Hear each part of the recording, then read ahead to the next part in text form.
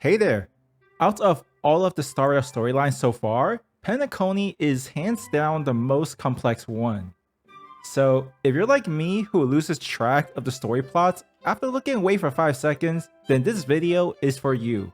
Quick disclaimer, since this is a quick summary, there will be details left out.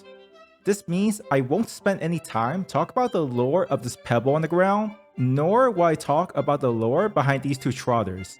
You get the point. And of course, spoilers. Anyways, let's talk about Penacony.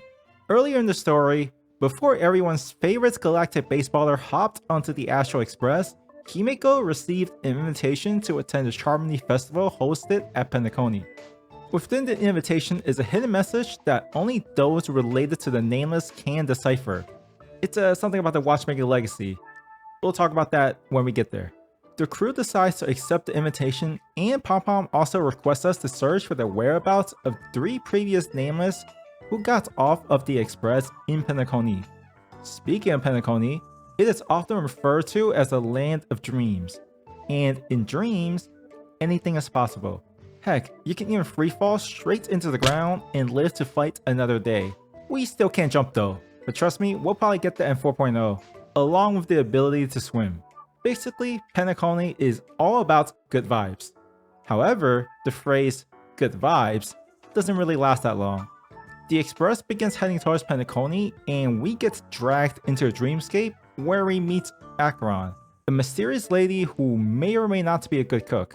Both Trailblazer and Acheron expresses this feeling of seemingly knowing each other but can't recall exactly how. In order to send us back to reality, Acheron does her best nice boat impression. Pat yourself on the back if you get that reference. After snapping back into reality, we finally arrive at Penacony. The main party this time will be the family of 4 Galactic Baseballer, Astral Express mascots, coffee enthusiasts, and Mr. Getting Way Too Old for This. As parts of the trailblazing experience, we run into trouble the very second we step foot onto a new planet. It's really a minor issue, but we briefly come into contact with several important characters that belong to different factions. From the IPC side, we meet our best buddy Aventurine, a seemingly profit-driven, greedy gambler. First impression? Sus.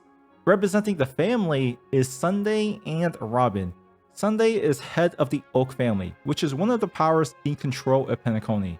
First impression? Also kind of sus. While Robin is a galactic famous idol/singer, the only thing sus about her at the moment is her voice. That would be explained later on. While we're here, I'll just list out all of the important characters that we will be meeting. Acheron, who we have met before. A fake Galaxy Ranger who is the MVP of the entire Penacony plotline. Without her, we technically wouldn't have been able to beat the final boss. Sparkle, a member of the Masked Fools, the least mentally stable person in Penacony, but she is also the only one who hasn't lied to us once. Bootail, the real Galaxy Ranger who keeps trying to fight anyone and everyone. Black Swan, a memo keeper and is basically an honorary Astral Express member at this point. Jade, who? I feel like Dong Hung had way more screen time than Jade. Firefly, a member of the Stellaron Hunters created for the sole purpose of taking all your Stellar Jades. Gallagher, rest in peace. Misha, rest in peace. And finally, Mickey Mouse and Friends. After clearing up the issue at the front desk, the Astral Express splits off going into their own rooms. Just as we are about to enter the dreamscape of Penacony, Aventurine swaggers into our room. His main objective here, or so he claims, is to work together with the Astral Express. Before the vibe starts getting weird, Acheron crashes the party. Once everybody leaves Trailblazers alone, they finally have the chance to use the dream pool. First destination, Golden Hour. The crew decides to pull out one of the Scooby-Doo playbook and split up to search for clues. This is gonna happen a lot in Penacony. The Trailblazer explores around the area doing typical Trailblazer things, beating up ad signs, popping balloons, finding lost origami birds, and scamming for insurance money, to name a few. We eventually stumble upon a silver-haired damsel in distress, Firefly, who is being harassed by these individuals. Article 1 of the Galactic Baseballer is to swing first, questions later. Trailblazer saves Firefly without really figuring out the situation, but beautiful anime girls can't be wrong. Confucius said that, I think. To thank us, Firefly offers herself to us by being our tour guide. What happens next is we gamble a bit, spend all of her money, and then Sampo rudely interrupts but goes away after telling us to not trust Firefly. Firefly eventually confesses that she lied to us, but all is forgiven because remember what Confucius said? Beautiful anime girls can't be wrong. The date continues and she takes the Trailblazer to a remote corner of Penacony to show us her everything. More specifically, her secret base, which is probably where 90% of you did your summons at. Also, this doesn't affect the main plot, but Sparkle roasting Sunday had me on my knees. Just as the duo are about to clock out for the date, Sparkle shows up and knocks the two unconscious, sending the two of you into the real dreamscape of Penacony. After running around for a bit, they stumble upon the Saturday cartoon monstrosity. But don't worry, they don't bite, they just stab. Just ask Firefly. Thankfully, Black Swan shows up to help us escape. The Trailblazer reunites with the rest of the Astro Express, and they decide to enter the real dreamscape once again with the help of our trusty space criminal friend. Upon re-entering, just like clockwork, the crew gets separated once again. But no worries. The Trailblazer graduated from the School of Ash, and is able to find new female companions to travel with wherever they go. First is Black Swan, then it's Acheron. Both of them, by the way, seems to have their own agenda. And would you look at that, Firefly is here as well. And she's gone. Firefly gets sent straight to the Shadow Realm, and we were this close to getting the Hildy Trailblazer. Anyways, just as the Trailblazer is about to regroup with the rest of the Astro Express, before long the group runs into Sam, who drops fire one-liners one after another. I bet she practices them in front of the mirror every night. Acheron, Black Swan, and Sam get into a Royal Rumble, and just as things are about to get exciting, Black Swan teleports the Trailblazer away from the battle. And there we meet Aventurine. He accuses Acheron of the following: turned the Duke Inferno into a 4-piece follow-up and tag relic set, lied about her identity of being a Galaxy Ranger, and accuses her of being Emanator and somehow related to this death shenanigans that's going on. Aventurine offers a choice for the Trailblazer to make. Join him if we want to know about the truth of Penacony. Quick side notes, there really isn't a choice here since not joining Aventurine will lead to an alternative ending. Aventurine reveals to us the death of Robin, whose body gets Thanos in front of our very eyes. Once again, Aventurine is pointing fingers at Acheron, hinting that she may be the reason as to why the concept of death is now in Penacony. Quick spoilers, she isn't. Aventurine here is just trying to spin the narrative here to suit his own agenda. His goal is closely related to the IPC wanting to regain control of Penacony. The Astro Express finally regroups and decides to take up Aventurine's offer to team up, but they are still adamant about trying to be as neutral as possible until more information can be gathered. Acheron and Welt have their Honkai Impact 3rd fan service moments. On the other side, Dr. Ratio and Aventurine are preparing to meet with Sunday. During the meeting, Aventurine offers to help Sunday find the traitor within the family, in exchange for the return of Aventurine's deposit box that was taken away from him when he first entered Penacony. Contained inside the box is actually a cornerstone, special items that allow specific members of the Stonehearts to gain a portion of power that is close to that of an Emanator. Basically, Topaz would have kicked our face in if we chose to continue fighting her during the Bellabot conflict. Sunday refuses and puts a type of Harmony curse into Aventurine, forcing him to truthfully answer Sunday's questions. The two play a bit of reverse Uno with each other, constantly trying to outsmart one another. Aventurine eventually loses because Dr. Ratio gave Aventurine a nice stab in the back. Early on, he already revealed all of their plans to Sunday. Things don't look too good for our resident Peacock man, but it was all part of his plan. Everything is within his calculations, including Dr. Ratio's so-called betrayal.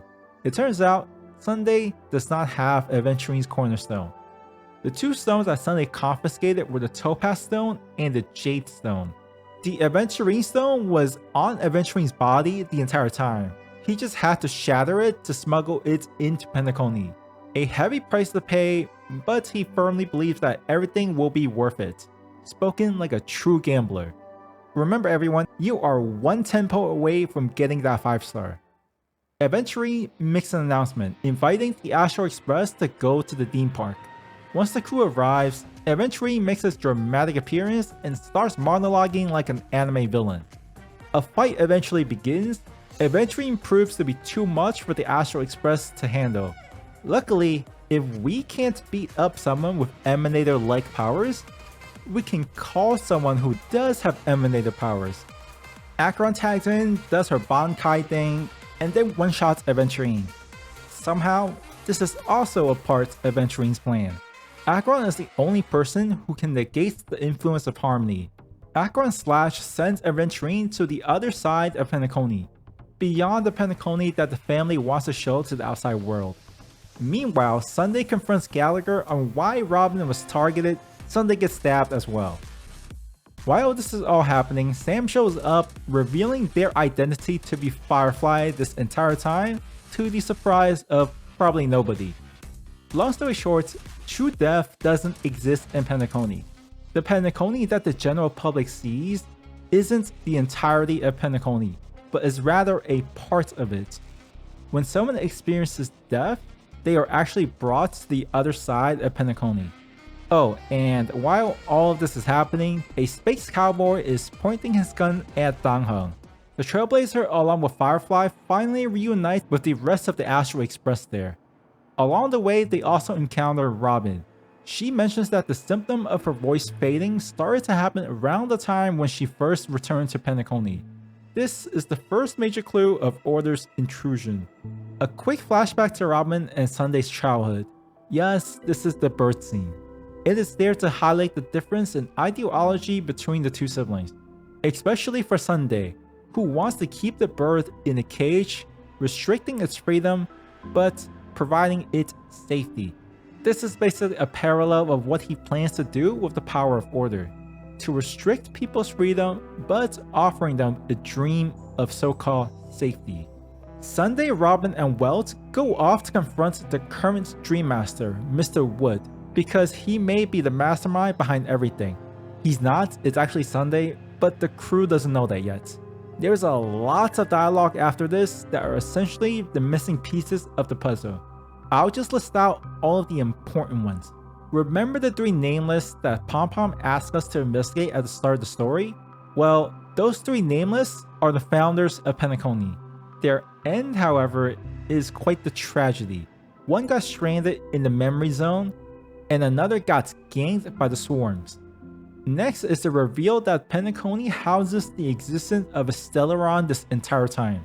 Gallagher leads the party to the final resting place of the Watchmaker, Mikhail, who is also the 3rd nameless from prior, lying on his chair and holding a dream bubble in his hand.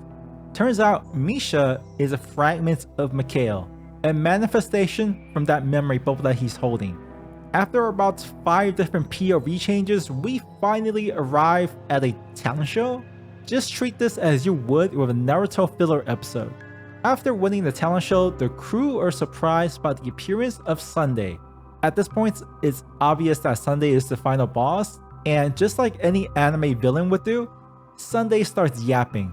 Sunday's plan is very simple. For you Naruto fans, he basically wants to Madara everyone. For non-anime watchers, Sunday plans to simply create a sweet dream world with no conflict. No conflict means everybody's safe. Safe within the confines of a false reality. A false reality to keep everyone under his order. Of course, the Astral Express won't agree with this ideology, because if they do agree with it, then the game's over, right? End of the story, the end. See you in Honkai Star Rail 2. So we stand on the side of each and every individual should be allowed to make their own choice, aka freedom. Who doesn't like freedom? The crew and Sunday go back and forth with words, but when was the last time talking it out resolves the conflict? When talking doesn't work, what do? We throw hands. Dong Hung shows up with Jing Yuan and dramatic finish Sunday off. The end. roll credits. That should be the end until Black Swan pulls us aside to let us know this is not real. This may seem a bit complicated, but here is my simplest explanation. With the power of order and the Celeron, everyone in Astana fell into a blend of reality and dream. Due to the fact that this method isn't the direct doing of an actual Aeon, there are some flaws. Once an individual notices the flaws, it is easy to break out of the dream. The Trailblazer's flaw is that Misha shows up in reality, which is impossible. Robin wakes up because Sunday was way too nice in her dream. You get the point here. Fruithill does the Avenger Assemble thing, calling forth all nearby Galaxy Rangers for reinforcement. Acheron opens up a path for us, and the final showdown begins. Sunday gets Star Railed a couple of times, bad guy gets defeated, the good guy wins, yay! Before we roll credits, Aventurine is shown to be talking to someone on his phone. Jade is coming to Penacony. The Charmony Festival is relocating onto the luxury airship. On the airship, Jade, Topaz, and the rep from the family, both sides are trying to maximize their own profits, but somehow the Astral Express gets roped in, and now they own 5%. The Charmony Festival begins, and things were going way too smoothly, so players were probably getting bored. That's when Sparkles shows up to spice up the party. She threatens that she has placed a ton of explosive on the ship, and if we don't disable them, well, kaboom. The power of teamwork makes the dream work. 999 duds were found. With Sparkle's explosive doll about to blow up, Firefly chooses to recreate the ending of The Dark Knight Rises, with a slight twist.